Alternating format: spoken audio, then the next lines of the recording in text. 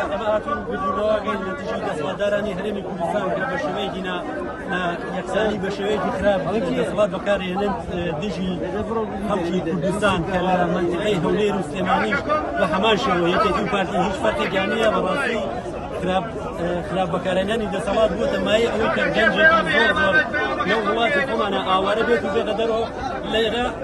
بە شێوەیەکی ئاوا ناخۆش دەژی لە وڵات خۆش بێ من وەکو ئەندامی لە ڕێکخراوی داکۆ بەشداریم کردەوە لەم چالاکیە کە ڕێکخراوە ئێمە وەکو ڕێکخراوی داکۆ لە هەر کوێ چالاکیەکە بێدژ بە یەکێتی پارتی و ئەو نایەکسانی لە هەرێمی کوردستانە بەشداریەکەین و دژیانە بوونەتان لێرە بۆچی دەگەڕێتەوە؟